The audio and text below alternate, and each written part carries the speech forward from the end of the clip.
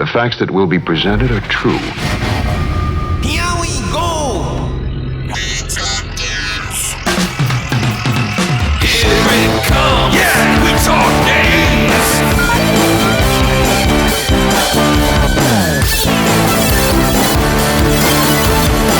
Come on, we talk games, go!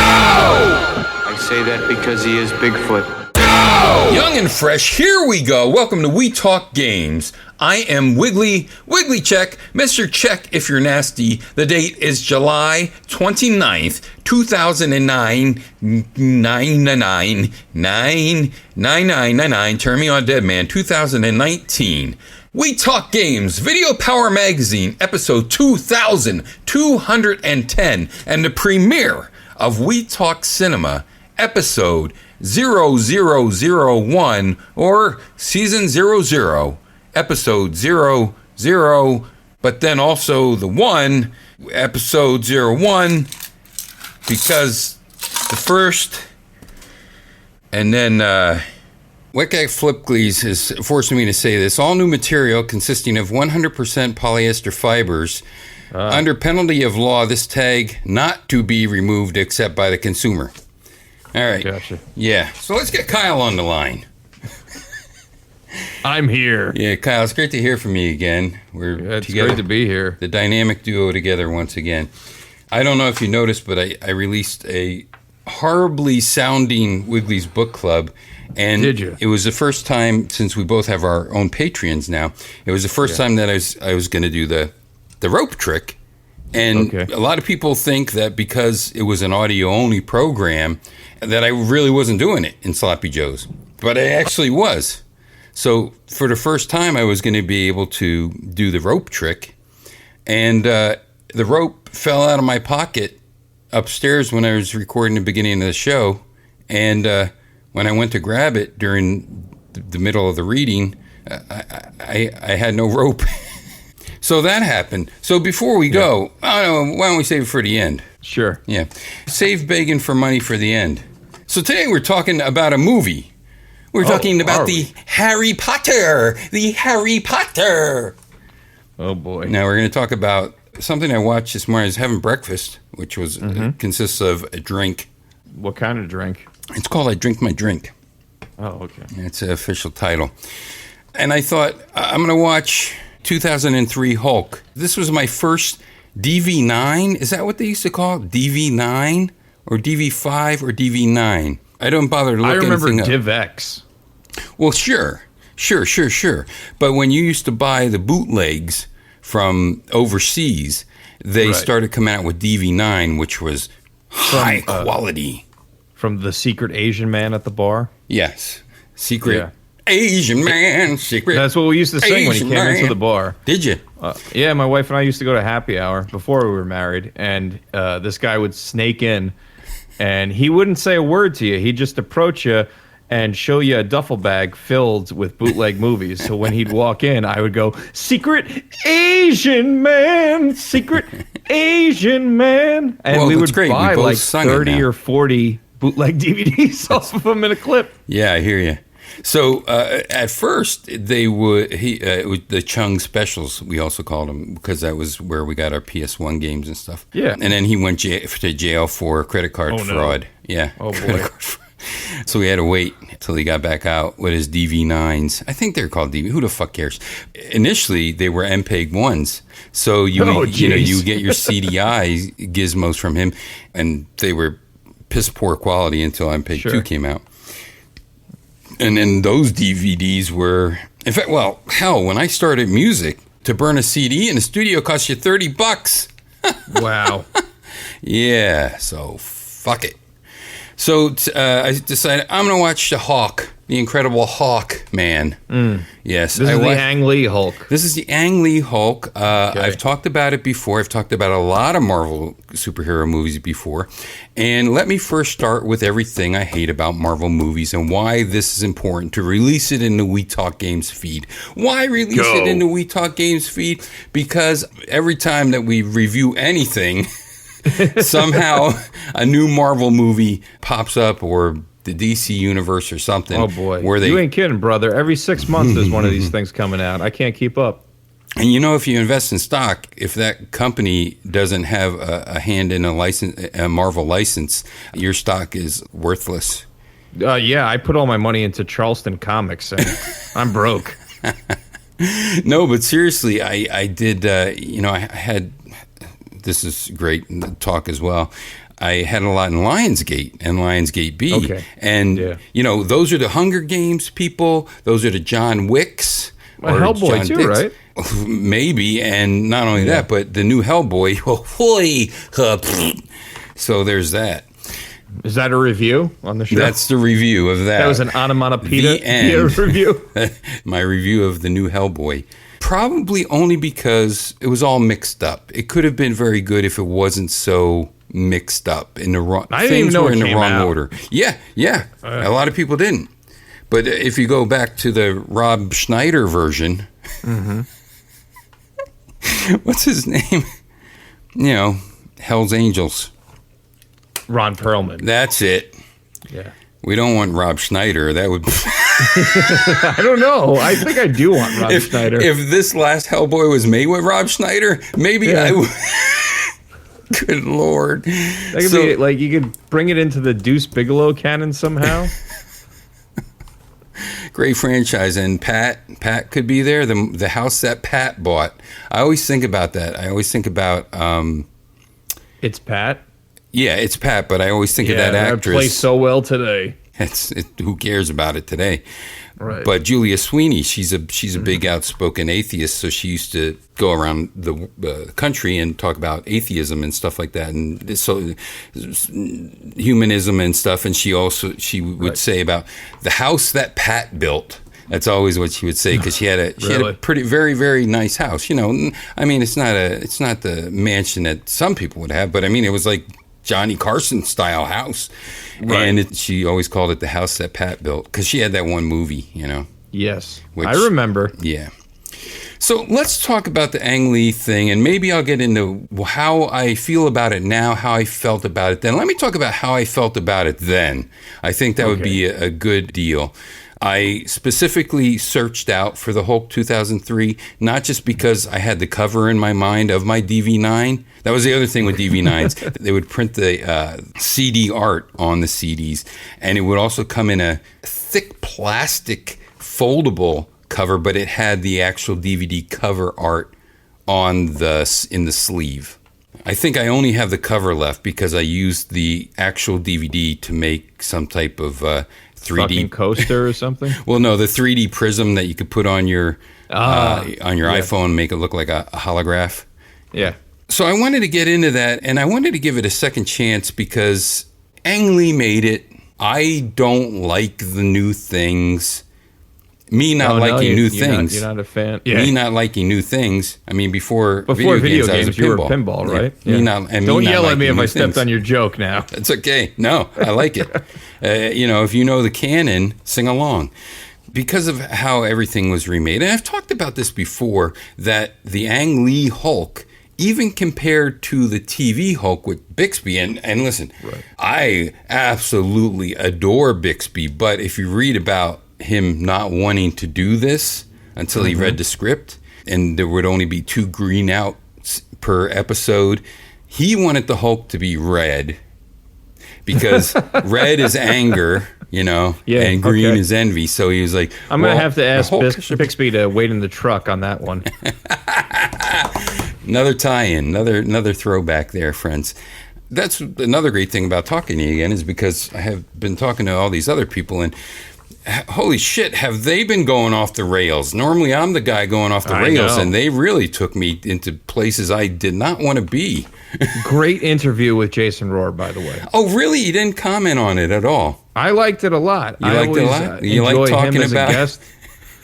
The way doors open? Yes, I do. I'm not even being facetious or funny. Like, I I really dig video games. Jason Rohr's game philosophy or the way he thinks about things. He's a very interesting cat. We got into copyright and we got into you got into the weeds. Doors opening and we got into you were into the weeds. What reasonable force versus unreasonable force to kill someone.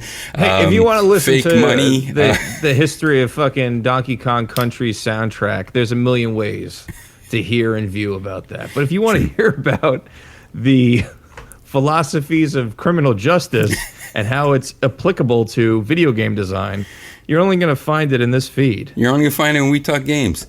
That's right. So I always mentioned about how even with the television Hulk, the Bixby Hulk, and the new Hulk. Hogan. Sorry. Hulk. Tear down the cockpit door. Yeah. Incredible Hulk Hogan. They had to pay royalties. I don't know. Probably still paying royalties for that. No, they did. Did they really? Yeah. Even though Kirby? Did Kirby get his cut? No, Stan Lee. Yeah. Boy. Yeah. Well, I should say Stan Lee's daughter now, right? Got to dig him up to give him any more money. And you got to dig up Bixby, too. Oh, my God. He directed Blossom. I remember being on stage with Trapdoor. Here I go. And I remember when Bixby was sick in the hospital and we dedicated a show to him. We started the show with one of his speeches from The Magician. And we have one of those type of speeches from The Magician in here from Nick Nolte. In fact, Nick Nolte gives this far-out speech that's right from the label of Dr. Bronner's Pure Castile soap. If you ever read the label of one of those things, that was the speech that Nick Nolte gave, except he was, spit was coming out of his mouth. I'm going to be completely honest about the 2003 Hulk. I have not seen it since probably 2003. What I remember of it is a babyface Hulk, CGI Hulk. Very baby face. I remember dogs. Yes, okay. Like big mutant dogs. And Jennifer Connelly? Or was she in the Edward Norton one? No. I don't forget Jennifer Connelly. No, who does? She was a very different Jennifer Connelly when we saw her in this 2003 Hulk. She had lost a lot of weight, but the nose was there, the eyebrows, the beauty. Just a beauty, like shocking, shocking. She can make bad movies good. She can. Rocketeer. An example, Rocketeer, exactly. Rocketeer concept is awesome. Some of the parts of that execution. Some of the parts of that movie are unbelievable when they test out the rocket, tying it to a hole in a cornfield. That's some great stuff going on there. And Rondo hat and look-alike being the Crusher, being the heavy in there. But what I would always say was, so even in the Ed Norton movie and the new Avengers movies, it was always a Hulk, David Bruce Banner, or whatever the fuck they call him in the new ones. Mm-hmm. Instead of, in the comic, he was actually Robert Bruce Banner. But everyone called him Bruce. And of course... Don't let me down. Right. Most of the people know that they didn't want Bruce in the TV show. Bixby didn't want it. Right. Or no, one of the execs didn't want it because they thought it sounded too queer. That's right. So they wanted him named David. Oh, Jesus. What about that? Anyway. There's no gay man named David, that's for sure. That's for sure. Definitely. I mean, Robert would have been fine, even that. Bruce would have been fine. Bruce would have been fine, and Robert would have been fine because that's his fucking name. Right. That's not the reason why this is a good movie. The reason that it has the thing is I talk about all the new Marvel movies sucking the soul out of the characters, the driving force behind the characters, the very important parts of their oranges. They suck out all the oranges of the Marvel universe and the Marvel characters. When they did Captain America, Bucky might have been on there and might not have been. He later came back as the Everybody, super soldier. Before you send your fucking emails, just remember, these are the views of Wiggly and Wiggly alone. I'm just here to listen to them. You're my sounding board. I may agree, but I'm not going to say that because I don't want to get added on Twitter. I don't even have Twitter anymore because our commander-in-chief is on there. You. Yeah, commander-in-chief is on there. I don't need bullshit over some crap Disney movies that come out every 6 months.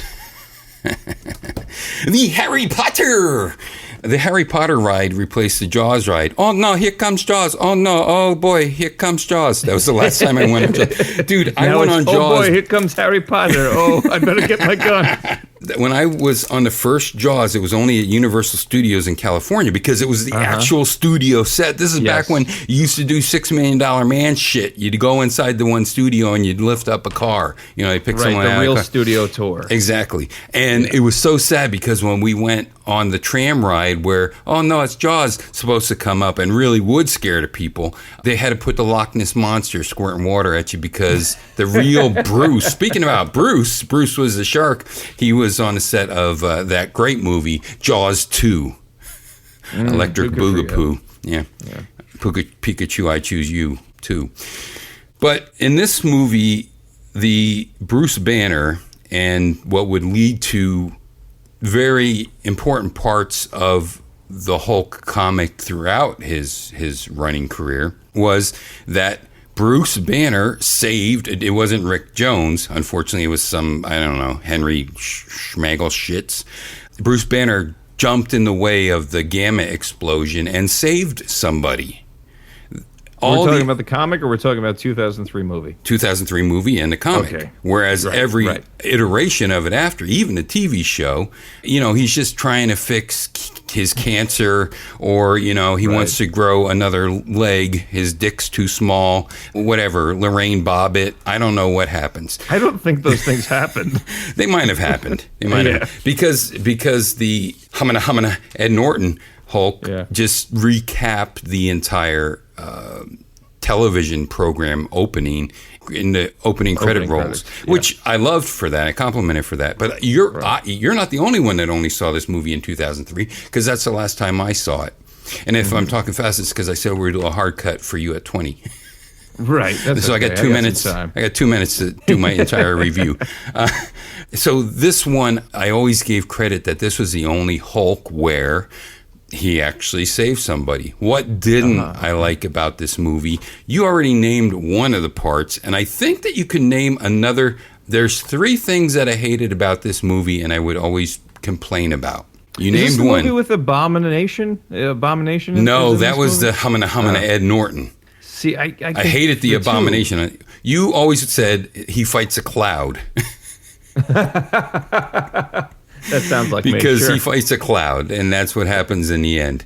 In the 4th act, I never complained about the 4th act until now, and I'm going to talk about how the 3rd act I would have allowed for the fighting fucking dogs, which I hate, which was what was wrong with Hellboy 1 with Rob Schneider, evidently. Hellboy 1, you know, he fights a bunch of fucking dogs. I hate that. This one, Hulk fights a bunch of fucking dogs. Now, they're mutated, but one's a poodle. And maybe that's funny to somebody because, you know, what's more unthreatening than a poodle? You know, so that's kind of cool. That would work in a Rob Schneider Hulk movie. That's the type of joke that they would try to fly in a Rob Schneider vehicle. Those were the 3 things. Oh, and the 3rd thing was that I hated that the Hulk was 15 foot tall, then 16 foot tall, and he kept getting bigger and bigger and bigger. And that's because there was something about films at the time where proportion and perspective was out the window. Like it would fluctuate. Because I'm thinking back to this movie. I'm also thinking to Godzilla 2000 with Matthew Broderick, Ferris Bueller. Yes, that Godzilla lizard changed sizes at least 4 or 5 times throughout the film, and I believe Hulk did the same thing in this movie. I remember at the time, now this could all be wrong, but like I said, I only saw it back in 2003 as well until this morning. Right. This was Ang Lee's psychology. He wanted to get into psychology of the Hulk, and he did with the mind stuff, but he also wanted to reflect that in the size of the Hulk. So the more angry he got, the more he was, the bigger he got. Yeah, that type of thing. Gotcha. Yeah, that type of thing. At least that's what I remember. You know, it's hard to get past the Jennifer Connelly stuff. Oh my gosh, she is so beautiful and so weird, and she's married to a really old man, and that's why I think I have a shot. So let's talk a little bit about the movie. And the big deal I remember at the time was going to be that Lou Ferrigno was going to be in the movie. He's going to make a guest star. guest appearance. So he does. He's in the 1 minute segment where Stan Lee ruins every one of the Marvel live action movies. Stan Lee comes out talking to Lou Ferrigno, who of course really can't hear him because he, blah, blah, blah. Oh boy. Yeah, it's late. It's late, everybody. But he wears hearing aids and he has a hard time hearing. Is he dead? Might have to dig him up. He's deaf, I know that. Yeah, he is deaf. But he wore hearing aids, and that's why they didn't have the Hulk talk, and it was a lion roaring, and I think maybe Ferrigno did do some of the growling, and they just slowed it down. Or no, you know what? Remember I talked about the announcer for that was Lurch? Yes. So I really can't remember on the TV show. I really can't remember who did the growls and stuff like that. I thought it was a gorilla noise, but I could be wrong about that too. I think it's like a mix of everything. Yeah. A mix of Lurch and Ferrigno and a gorilla and a lion. Love that series growing up. It was in syndication. I believe Pix was showing it when I was a kid. Saved by an Angel, 2 green outs. Yeah, which actually Saved by the Angel was based on The Fugitive. But dude, if at our, especially for your era, but for mine as well, there weren't a lot of superhero anything. Yeah, it was a big deal that Batman had an animated series. Yes. And that's when they started playing the 66 Batman again. Mm-hmm. And for, a child of 6, that's Batman. And a little bit before your time. That's just as much Batman as Michael Keaton was Batman. I think a little bit before your time was the short-lived Spider-Man one season. Yeah, I didn't see that growing up. I mean, I have seen that since, but that was not in the rotation when I was a kid. Yeah. I recommend the Japanese Spider-Man very much because he's not really Spider-Man. And he drives a race car, and somehow he gets into a giant robot. And he gets his spider powers from a wizard that lives in a cave who's from another planet, So how can you go wrong with that? That is so different that I can love it, Right. And he only has one web shooter because he couldn't afford to make the other one. Or that guy died that made the first one. I don't know. So Ferrigno and Stanley are in the beginning, and they're complaining about being the bodyguards for this high-tech place. That's not. I don't think that's how it starts. It starts with baby Bruce Banner, and his father is David. So he is Bruce in here, but his father's name is David, and Bruce isn't even born yet in the beginning. But his father is David, so that's a toss to the original. They do a lot of tosses to the TV program. Interesting. Except David's working for the government. He's trying to weaponize the ability to have the regenerative powers of like a lizard and a starfish, and for some reason looks at jellyfish and how they glow and shit. I don't know why he'd want that for the military, but he wants to allow, like they're using for 3D printers now. People want to be able to use 3D printers in the field so that they could send supplies to people out in the army and, give them prosthetic legs and shit. Right. Not that far, but they do want to be able to build like parts for their Jeeps or their vehicles or, some type of splints and other types of things like that. Right. So he's trying to do this for the government, and a young Major Ross, he might have been a major then. He definitely wasn't Colonel Ross, or I should say General Ross. I think it was Major Ross. I know he's Major Ross, I think. Okay. And so, Major Ross is young then. He's working with the mustachioed guy that's supposed to be a young Nick Nolte. Sam Elliott is playing General Ross, not as the young General Ross. So anyway, David is doing a lot of testing of this stuff, and no human testing, only poison that monkey. And, they show a Reese's monkey in there. He's just getting it in the film. Oh, yeah. So David is shooting up with this shit. Wait, Ross, monkeys, are you sure you weren't watching an episode of Friends? It might have been.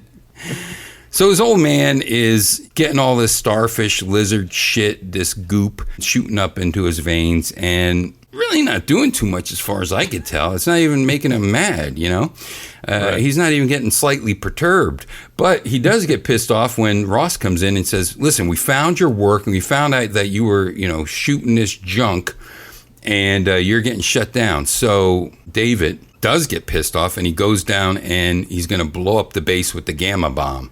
That's how that starts. So that's the now setup for that gamma radiation. That's the setup for that. Now they live on the base as you would see like NASA astronauts' wives and families living on the bases of these military bases when you watch, like The Right Stuff and all that other type of things. Or military movies where people live on bases. But more so, I think I see more people living on military bases in the astronaut shows from the astronauts in 66, 69. Mm-hmm.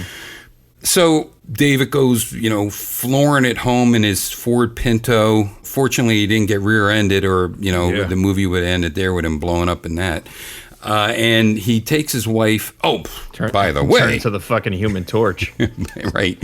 By the way, so when he's shooting up this junk, he goes home the one day, and what do you know? His wife is going to have a baby. So he passes along this junk into the baby, and every time little Brucey gets a boo-boo, you see like these gray veins. He rubs a jellyfish on it. Yeah. He gets his veins like turn gray underneath, and he heals really quickly and stuff like that. And then his father's shooting him up with shit too. Right. So this gamma bomb's going to go off in the background. It looks like a mushroom cloud, except it's green. And you could see it from the house they live in through the window. But David takes his mom into the bedroom, and they're having an argument. Little 1-year-old Brucey is seeing all this happen and wondering what the fuck's going on. And then you later find out that they were arguing about something, and David comes out because he wants to kill Bruce because he knows that shit's going to go sideways, and mom's trying to stop him. David falls on top of mom by accident and kills mom. So that's what starts the nightmares and everything else, and we find out that Bruce is adopted because both of his parents are killed, supposedly. Okay. Cut to years later, Bruce is still having nightmares and stuff, and he's getting all sweaty, and his wet dreams make his gray veins start happening. Oh boy. I don't know. I just made that part up. But now he's going to go to college, and then he meets Betty Ross, and I love the fact that it was Betty Ross. I marked out as much as I did when I first saw the first Thor movie, which they completely blew into. They were trying to play the cello, and they were blowing into it. But in there, you had Jane Foster. Right. Now, of course, Jane Foster was this paramedic instead of Thor's alter ego's nurse that was secretly in love with him but didn't want to tell him because he was a gimp. It was all these horrible things in the 60s, right. All this not politically correct stuff. And, does he like my dress? And right. And here Betty Ross is another one of these prestige damsel in distress. She's one of these healing bio gamma radiation students as well with Bruce. Bruce is interested in this, except now they were talking about the biotechnology, but now they're also throwing in like nanites, but I think they call them nanomeds or something. Oh, of course. Early 2000s, nobody right. would shut up about nanotech. Yes. Remember that? Yes. Nanotech's the future. So they're working on this stuff that they have to give a presentation to. From what I remember from this, they bring in Glenn Talbot, who wasn't Major Talbot in this movie. He was just Glenn Talbot, and he was sort of like a military contractor. Okay. So he was making the big bucks as a military contractor selling weapons to the military. So he's a big shot. He comes in, and of course, he's always trying to woo Betty, just like in the comics, except he also hates the Hulk, just like General Ross, Betty's father, starts to hate the Hulk when the Hulk shows up. Right. Bruce and Betty are working together. They had evidently been together, but they broke up. Who cares? That doesn't really play into this. Maybe it did when the movie was 20 hours long before Angley cut it down, Cut it down, yes. So they're starting to work on this stuff, and they have to put on this presentation. So they're putting on this frog that has a cut on his back, and it's going well. And all of a sudden, the frog starts having these bubbles all over and blows all to hell. Which nice. I have to feeling that they really did put a frog in the microwave. No. I can't see how they would have done that back then. 2003, really? I'd have to go back and look. Oh, I hope not. I hope they didn't kill a frog for this movie. Yeah, they put him in a microwave. Oh, boy. That poor stupid frog.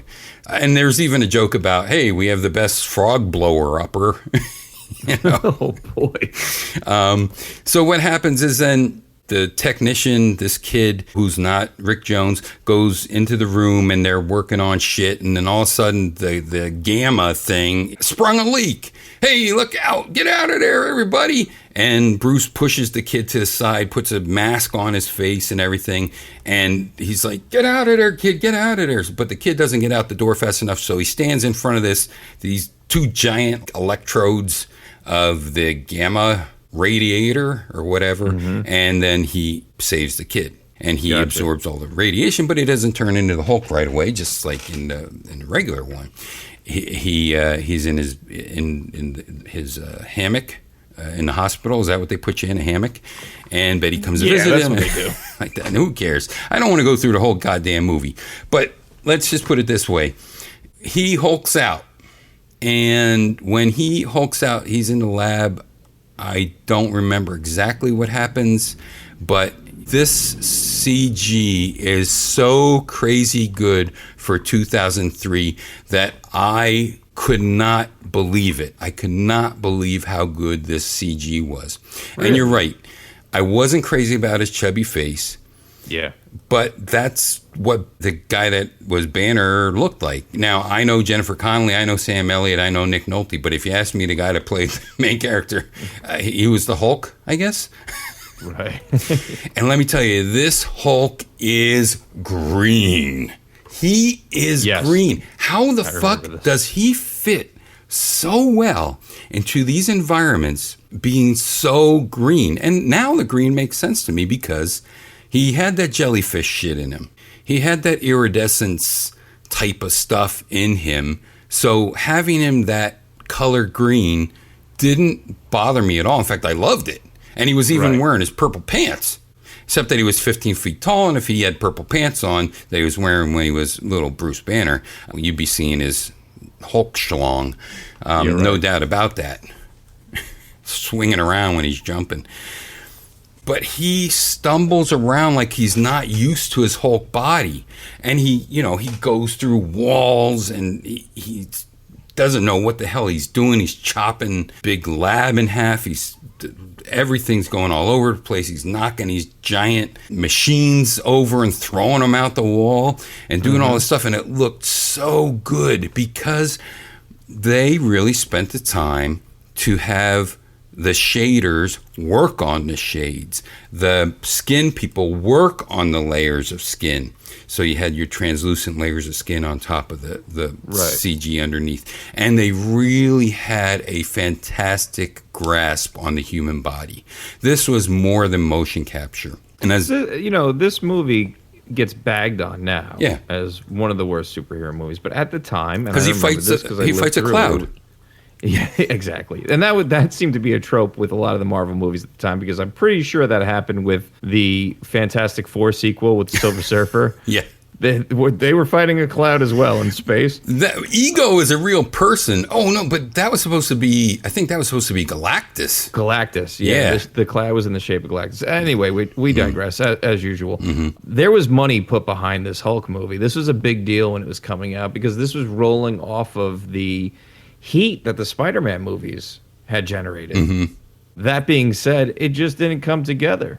It didn't. But did it? Here's the problem. We're talking about an Oranges movie. So anytime you got to go through an Oranges, you're going to have these problems. Oranges. Right. Orange, the way that it starts. Oranges. Oranges. Or as my friend that owned the record store, he would say, yeah, I really love when they do the organs. And I'm like, oh, what do you mean organs? And when he gets his power, origin. I didn't want to tell him it wasn't organ, Right, the organ movies. Just like they didn't want to tell the president it's not oranges. So here we have the Hulk, and I'll tell you, Ang Lee, not only wasn't it motion captured as we would think of motion capture, every little thing on this Hulk was moving. And when he got dirt on him, it looked great because it was a dirty, bright green Hulk done properly. Right. And I do remember the lime green bioluminescent skin. And when he gets shot by bullets, it's so awesome because they don't just bounce off of him. They make indentations and then, like, just don't do anything. Right. So all these little puckers that are happening as they're shooting machine guns at him are just gorgeous. And I know that Ang Lee must have studied a lot about Olympic athletes because he's got the hammer throw in here. He's got the 3-hop long jump. Is that what it's called? Something like that. Because the one part, the Hulk does the 3-step and then big, huge jump. And he does his Hulk jumps. And it's like, that is the comic. You know, that's the comic, yes. Those Hulk jumps. So I was very happy about that. And I really couldn't believe it. And once again, the Hulk is 15 foot tall. But I overcame that. And the reason that I overcame that is because not only was he just 15 foot tall, he was 8 to 10 feet wide. Now, whether Ang Lee wanted this to happen or not, in order for the Hulk to really be that strong, he would need to have a muscle size that's in proportion to the length of the muscle diagonally to the size of the bone and all these other dynamics that lead to strength. Now, he wouldn't have been that strong, but he would have been incredibly strong for the size of his muscle compared to the density of his bones and, you know, the length of all that stuff and all this other stuff. Now, here's the problem. Like, we have Giant Man in the new movie, you know, Ant-Man becomes Giant Man. He would just fall over. He wouldn't be able to support himself under his weight. The reason that I forgave the Hulk is because not only because that would make him stronger, but he would have to be thicker everywhere in order for him to be able to walk around, just like a dinosaur. A dinosaur can walk around because it's got giant legs. It's got the mass. It's got the mass, and it's got the ability to support itself. It's got the skeletal structure, and it's got the muscles structure that's, you know, proportionate, like I said, about this X. Now, do you find that to be not the case with the new model of Hulk? Well, they made Hulk big, but it didn't matter. It's not as real as this Hulk. This Hulk is so real. I mean, go back and watch it and tell me if I'm wrong, because I could be very wrong. But to my eyeballs, this Hulk looked great, except I wish they, you know, I don't know if he was really going for realism as to why he made him those dimensions or not, but that's what would work, and that's what the science of that made me forgive it. Now, it's still way sci-fi out of science, more than science, but it's more scientifically sound. And the fact that they put in the stuff about, you know, the AGTA, you know, and the whole sequence of the DNA structure and stuff like that, which actually made it into the death of the Incredible Hulk, made-for-TV movie from the original TV series. They put that in here, and they put the whole biology, and they put the nanites, and they, you know, made why he already was built for this shit to happen to him. And now when this other explosion happened, this close proximity one with the nano meds or whatever, that's what made him the Hulk and not Nick Nolte the Hulk. So by the by, Nick Nolte is now this old man janitor that all of a sudden shows up, and Bruce doesn't know that that's his pop. Nobody knows. And he says that to Betty, that Betty says, "Where's Frankie, the janitor or whatever?" And he goes, "Frankie died. I'm the new janitor. I'll be here from now." So probably Nick Nolte killed him. That's what I'm thinking. Killed that guy. Yes. Yeah. By the way, so Nick Nolte in the end becomes that cloud that we're all pissed off about. But at one point in the middle of the movie, Nick Nolte starts experimenting on himself, and he starts touching like metals and like this table. I thought you were going to say something else. Yeah, he starts touching. He's experimenting. And someone else is in a room, and I guess he kills him. But he starts touching things, and his hand becomes that metal. or that iron. And I was like, this is awesome. Okay, it's not Crusher Creed or Crusher Creole. I think it was Crusher Creole, the Absorbing Man. Okay, it's not the Absorbing Man. They're going to make this, old ass broken oranges of the Marvel to not have Crusher Creole, but a deadbeat old man, deadbeat dad, old man janitor, geneticist become the Absorbing Man. Unfortunately, that's not what happened, but that would have been I would have marked out for that. Let's talk about the third act. The third act is the big... Actually, if the showdown with Talbot against the Hulk would be the third act or just part of the second act. But at one point, Talbot comes in and he's just choking Bruce Banner on the ground. And Bruce says, "You're starting to make me angry." He didn't do the full line. He waits till the end to do that. But he goes, "You're starting to make me angry." He goes, "Oh, well, big deal. I'm Mr. Big Shot, Mr. Big Jock, everything, Mr. Big Money." And he starts turning into Hulk and he just fucking flicks Talbot across everything. And so when Talbot shows up after they first capture the Hulk, he's got the crutch and the neck brace, and his one leg is in trauma thing and his arm's broken, and he's still trying to fuck with the Hulk. He's got him in this stasis chamber, and he's gonna try to get the Hulk to start to Hulk out. He's in this isolation chamber, and he's got this big drill that's going to drill from his spinal column to get this Hulk juice out of him to weaponize. He's going to juice the Hulk. He's going to de-juice him, yeah. Yeah. Right. He's going to stick him on a grapefruit thing. Too bad he can't even get through with the drill, even though the Hulk isn't all the way hulked out. And Hulk breaks out, and for some reason, this guy that's all busted up, he might as well be walking around in an iron lung. And he's still going after him, and they get him with this foam. So the Hulk is now in this foam, and he can't get loose of this foam. So Talbot, like a genius, says, "Okay, we got you now." And he's going to go up to his eyeball with this drill that's going to drill out his Hulkness into this vial.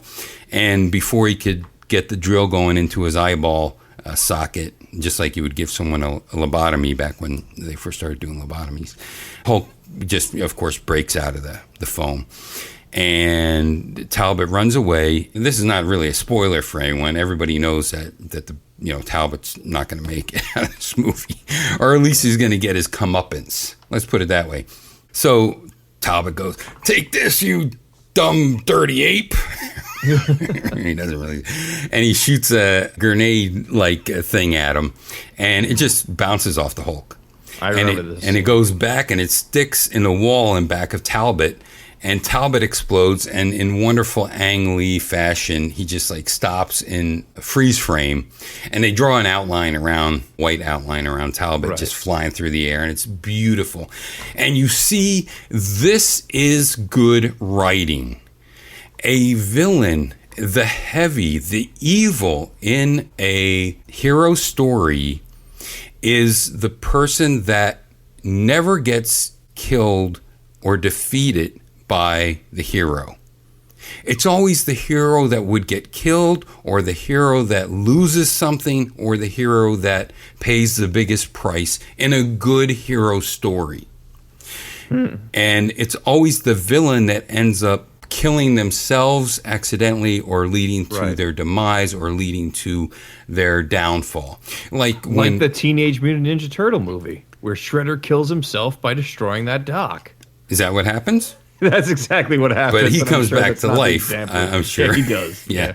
And, that's okay. Whatever. That's the American way. That's the American way. Right. But that was the greatest thing about Godzilla versus Biollante, or Godzilla versus Space Godzilla. Godzilla versus Space Godzilla, I think.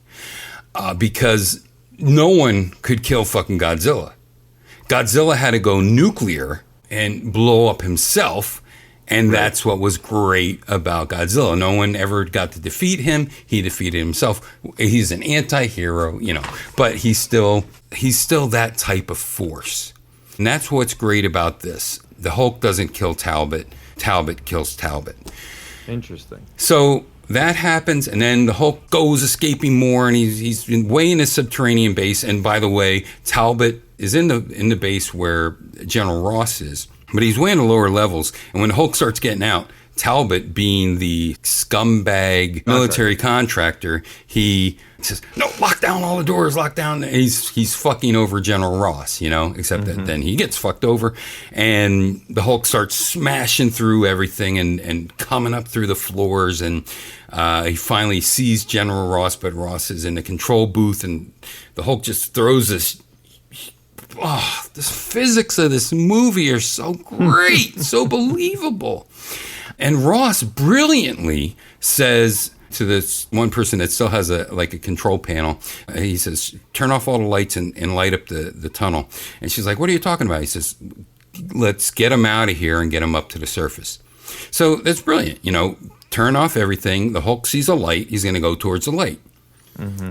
As the Hulk is walking towards the light, this fire just blows up to the left of him, and the Hulk looks at it.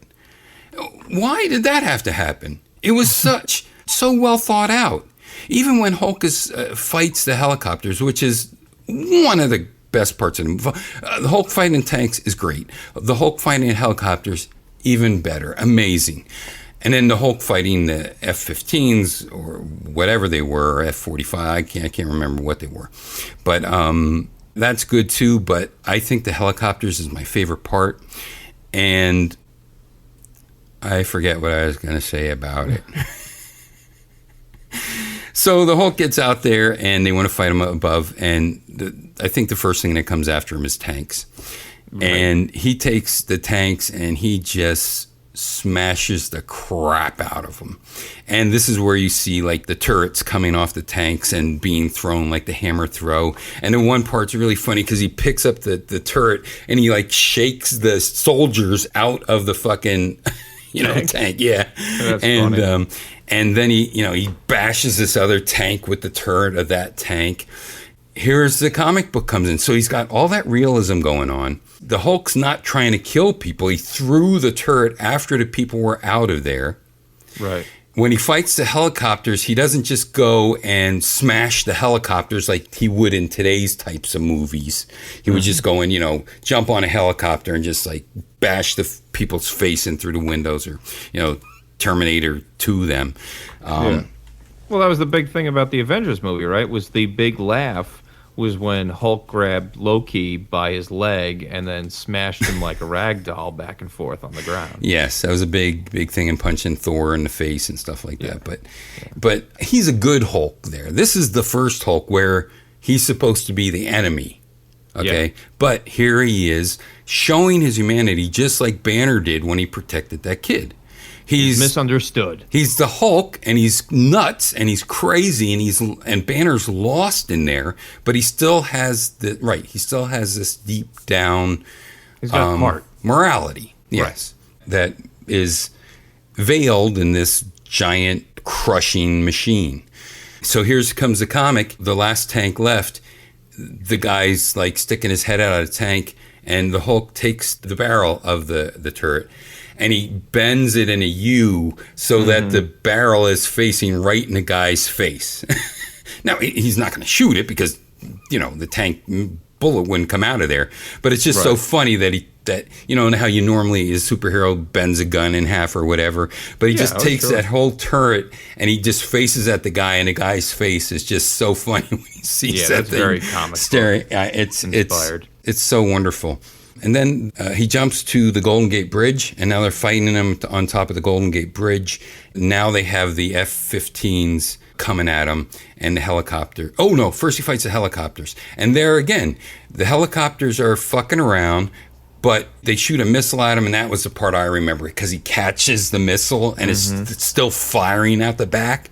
And he bites the explosive part off, and he spits it at the tail of the helicopter. And then the helicopter just goes down. It doesn't blow up or anything. You don't see that. It's like a G.I. Joe cartoon. Bullets flying everywhere. No one gets hurt. And then the other helicopters, he really doesn't do too much to. He gets shot by them. He gets dinged on his shoulder, and that heals up really quickly. He's surprised by that. But then all the other bullets are going into his arms, and it's so great. And he's so stubby, even though he's 15 feet tall. And so he jumps away from that. Somehow he gets out of that. And now he's on the top of the Golden Gate Bridge, and They got the helicopters and they got these I'm going to say they're F-15s. And I think there's 2 of them. And the F-15s they shouldn't be there. And they're in commercial space. They're in civilian space. And the one F-15 goes out of control because they almost hit a helicopter from a civilian helicopter.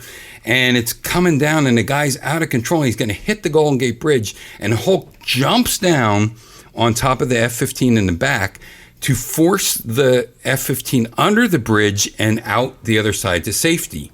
So what does he get to repay him? General Ross says, take him up into space so that he's dead, so he dies. So they go up to space and Hulk starts getting frost on him and everything. He still won't let loose and like the pilot's going like, oh, I'm going to pass out. And you see space and it's pretty cool. And then the Hulk falls off and he's going to fall to his death. And I don't know if that's a nod to the death of the Incredible Hulk, which I talked about that happened before on TV show. But he falls in the water and guess what? He's okay. And they're still shooting shit at him while he's in the river. What is that? The Mississippi that goes under Golden Gate or the Delaware? One of those. So he's in there. One of those. And they're shooting him and he gets loose. I think it's the Nile. Is it the Nile? Yeah. One of them. Euphrates. The mighty Mississippi. He's in San Francisco City and now he's surrounded by SWAT and the Army and the Navy and the Special Forces and the Keystone Cops are there. Abbott and Costello are part of the Keystone Cops. Everybody's there and they got all their guns. It's like the part in Blues Brothers. And everybody's there, but he's going to do something to bash the helicopter out of the air, like throw a rock at it or something. And he sees Betty is in that helicopter. Right. General Ross finally lets Betty come out to try to do something. By the way, they were forbidden to see each other once they found out he was hulking around, even though he saved Betty from the mutant dogs. Very understandable. You want your daughter bringing Hulk to prom? I don't think so. No, because he's 15 foot tall, so you got to do the math on that one. Sure. Yeah. What size shoe is he rocking? That's what I'm saying. He's ugly thumb, normal thumb, and big thumb. So there she is, and he's there, and she gets out and runs down while everybody's not firing. They're just ready to fire off rooftops and rappelling down the sides of the buildings, Madame Tussauds Wax Museum, all that shit. And Beauty calms the savage beast, and he shrinks down the banner. His pants are okay. They don't fall down this time. They did previously when he fought the dogs. And they hug, and Betty knows what's going to happen to him. He's going to be taken into custody, and she cries and cries and cries. And a great line, Banner says something like this, I didn't think you'd... Oh, he goes, you found me. And she goes, well, you're not hard to find. Right. And he goes, yes, I am. He was lost inside the monster. Yes, exactly. Yeah, she was the bridge back to humanity for him. Right. So roll credits. You know what's going to happen. He's going to be taken into custody, and we're going to get Hulk 2.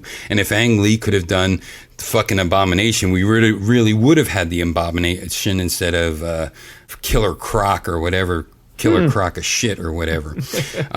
Or even still, take him into custody, take him down into the lower things, and say you're going to try to cure him. I mean, Banner was always trying to cure himself. Why not have the military try to help him to cure him, or even have him in prison or anything and roll credits? But instead, they bring in this fourth fucking act. And it's when they bring Nick Nolte in to this hangar. Banner's in chains to this chair. And they bring Nick Nolte in there, who's in chains, just sits down. He starts yelling at Bruce, give me my power. I gave you power. Give it back to me. Body, butter, boo-boo. Dr. Bronner's Castile soap label. Why did they're watching this. Why is he in just an airplane hangar? Now, I guess there was these two big things on either side of them, and they were going to electrocute them to kill them. I don't know. But it didn't come off that way. They don't say anything. And then all of a sudden, Nick Nolte flips out and he grabs this giant cable that is about the size of a person's leg, and he goes, I'm going to take it. And he starts biting into this electric cable. And then General Ross says, hit him with it. And he starts getting electrocuted. And I thought, okay, so maybe we're not going to have the Absorbing Man, but we're going to have Blip. Cool, we're going to have Blip, or Zax, I think he returned as. Kirby made these great monsters. He made these great monsters before this giant-sized Hulk, where Hulk fights all these old Kirby burp, by the way. Like, he fought Diablo, he fought Blip, who was this electronic thing. He fought Taboo, he'd fight a pile of mud. And he fought this tree named Groot. Oh, I've never heard of that one. Yeah. Let's fucking ruin that thing, too. Oh, my God, the Pokemon tree. Pokey, Groot.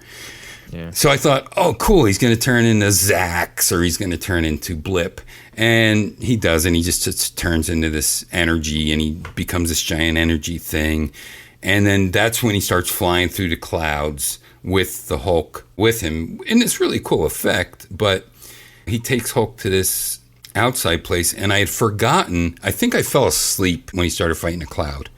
But he actually does do some like Absorbing Man stuff, because then he turns into a pile of rocks that come to life, and he's trying to kill the Hulk as a rock, and then he gets thrown into water and he turns into some water. And do you think the film suffers from what a lot of the films around this era suffered from, where it was like, all right, we're going to do a comic book movie, but it can't be too comic book-y? This was still the time where the X-Men had to wear leather jumpsuits instead of their costumes, where now it's okay for the superheroes to wear the costumes that you would see them in the comic book. Do you think that that's what hindered this film a little bit? I don't. Too many studio memos, or it was just... I think that they were trying to do an homage to the original TV show, and the comic, and then something new in Ang Lee's vision. I'm not sure who might have pitched these Absorbing Man features, powers to them, but I'm sure they didn't mention the Absorbing Man. I'm sure they didn't say this is from the Absorbing Man, because he would have put Crusher Creel in there, or he would not have made Nick Nolte do this type of shit. And then, they turn into an iceberg. I don't know what happens. And General Talbot says, "Do it." A plane flies and lets a nuclear bomb fly at them, a nuclear missile, and they blow all to hell. But it's like this green mushroom cloud. So did they shoot a gamma bomb at them? Because that's what he was trying to absorb. He was trying to absorb the Hulk's gamma radiation, And the Hulk would thrive off of gamma radiation. But anyway, it killed him.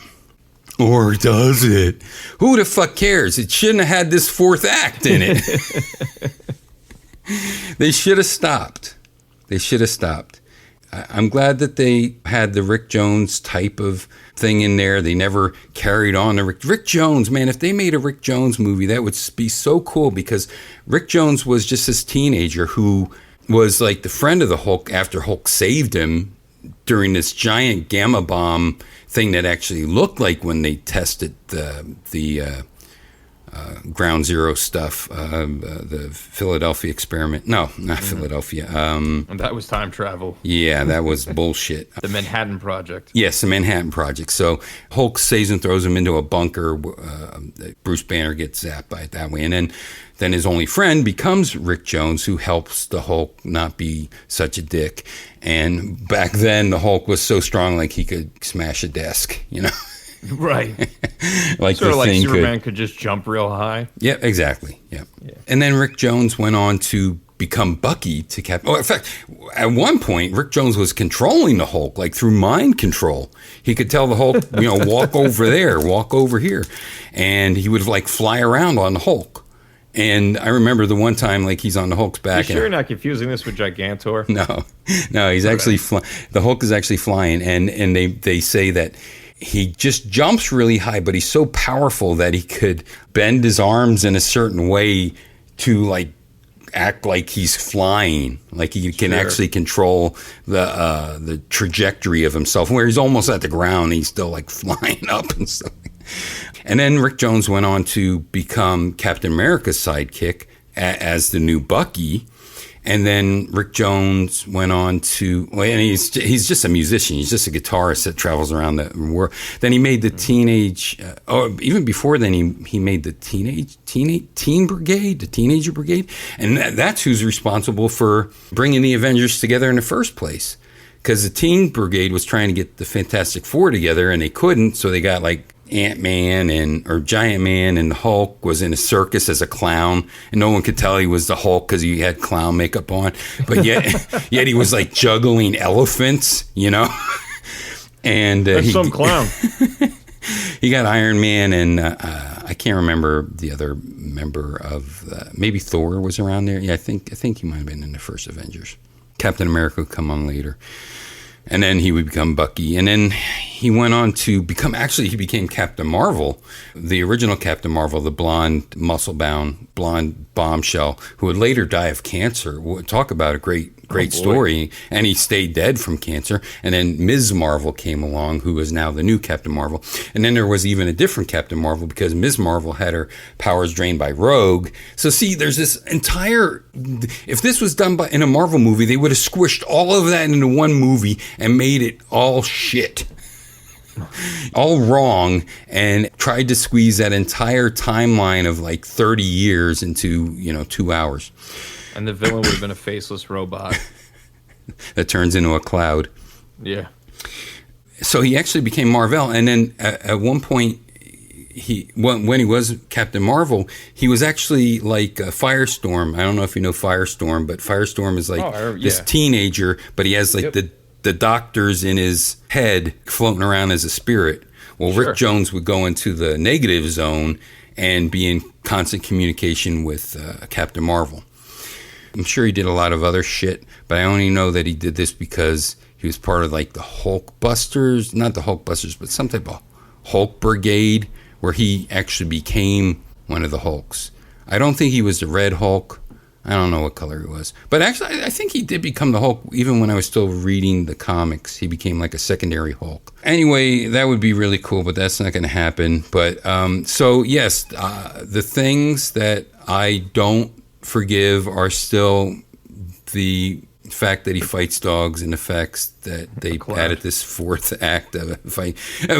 After he turns into a giant ice cube, he turns into a big droplet of water, which I guess is supposed to look like a floating jellyfish. I'm not sure.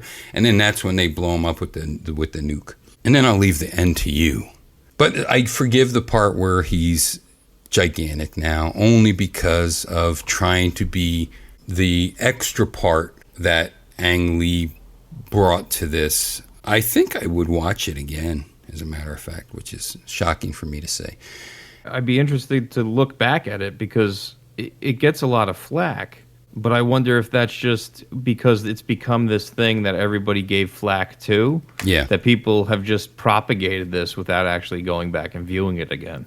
Just to see how well the CG was done and how they could have made this bright green thing not look out of place in these environments. I mean, it honestly doesn't. There's a couple of Hulk jumps in the desert that look a little wonky, but you know how nowadays this is a great video game that I'm watching, these live action movies.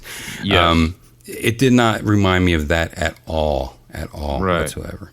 So we used to joke that we had a Patreon, and I was going to do, we should do a Patreon for We Talk Games, but that never happened because I didn't like that because we have guests on the show, and you're on the show, and splitting money and doing all this other stuff. So I never did this, but now my wages got cut in half, and so I had to do my own Patreon. I know that you started your own. The only way I will bring We Talk Games into it is I got a request for some episodes before we went to volume 2, which are, I'm not crazy about some of the ones towards the end, but the ones that had Alex in them, I loved because I loved Alex.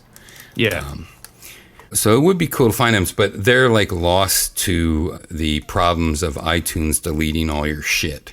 Right. At that one point.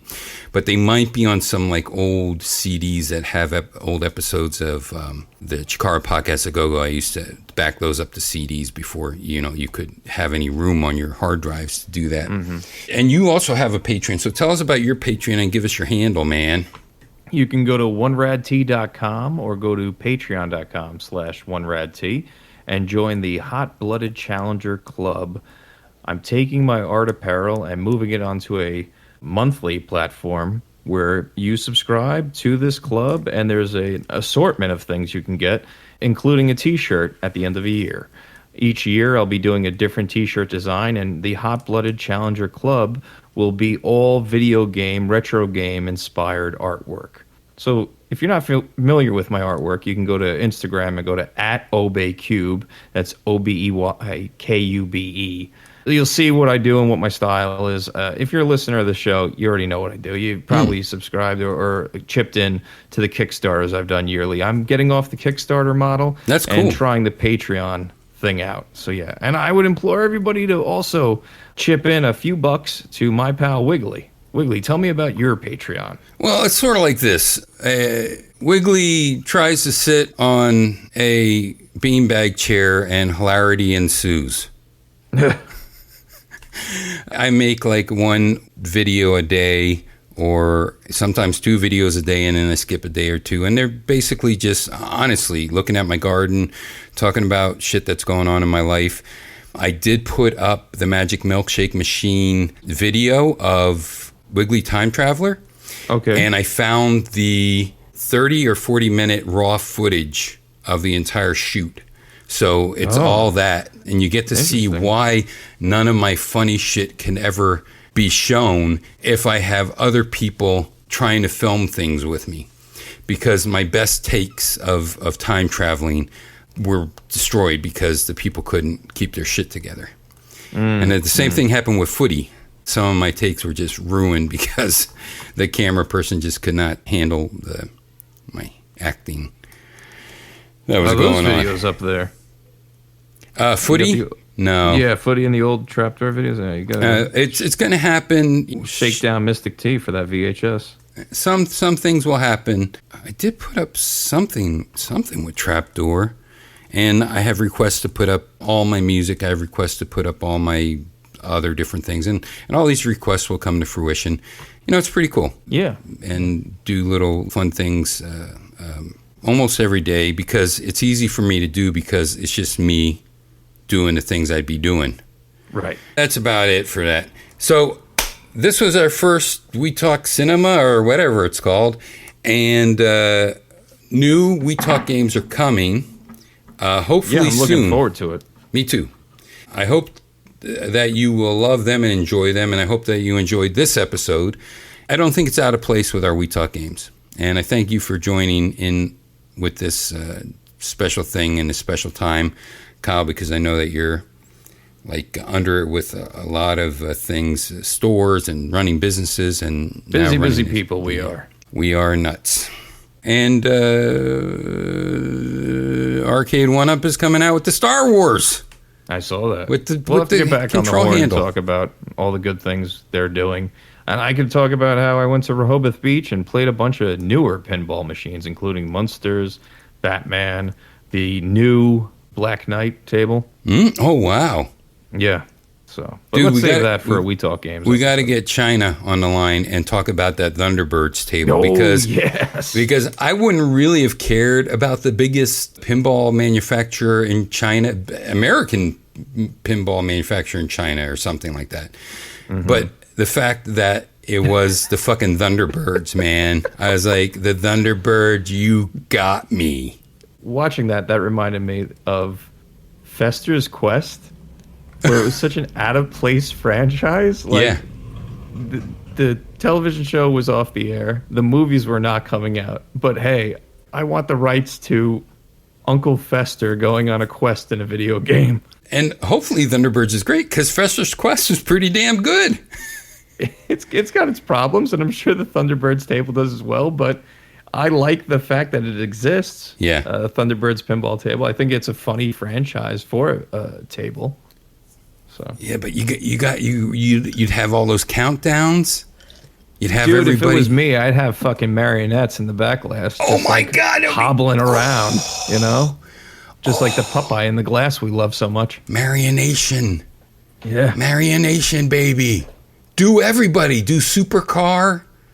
yes. Do Captain Scarlet. That one I don't know. Do all that shit. Oh, Captain Scarlet was was really just Thunderbirds. What was the one that was just Fireball comic book art where they would put the actors' lips over the flat pictures? Oh, Those yeah. are so bad too. Can't remember. I know all of these things, all of these horrible 60s children's television shows because my family got Sci-Fi Channel like early. Mm-hmm. And their Saturday morning cartoons were all these things. Like you got Gigantor, you got Tobor, you got Supercar, Thunderbirds, all real shit. Well, actually, the anime stuff is pretty good. I love it. Okay, baby, that's it. I hope that you like me. Bye-bye. Bye.